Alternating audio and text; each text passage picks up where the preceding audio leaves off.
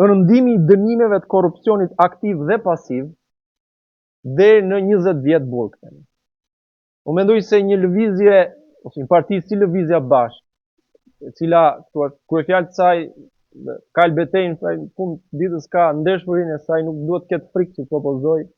edhe masa që mund të duken si kontroverse ose të rënda, por ama në situatën teje të rëndë që ndodhet vendi ynë, ne duhet të kemi guximin të propozojmë këto masa. Marrë edhe nga përvojat e vendeve tjera, po marrasim shumë të Italisë, të ndërthurjes së mafjes në shtetin që ndërmori këto masa. E nis nga fakti që korrupsioni aktiv dhe pasiv, me fjalë të tjera,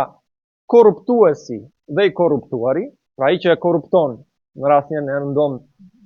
oligarku dhe i korruptuari që është politikani, propozimi im është që duhet të mbajnë të njëjtën peshë të fajit, peshë ligjore e kam fjalën. Aktualisht, kodi penal thotë që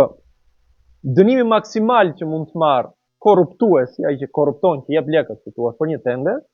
është nga 6 muaj deri në 5 vjet. Tani, nëse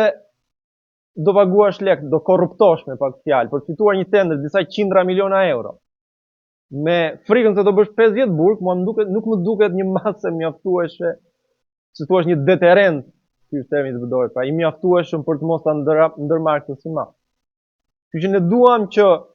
pesha e fajit të jetë e barabartë, si tek korruptuesi edhe i korruptuari. Fakti është për shembull që në këtë moment flasim ka disa figura politike të cilët pra janë në hetim, janë në paraburgim, pothuajse asnjë figurë korruptuese ende nuk është marrë, i pandehur.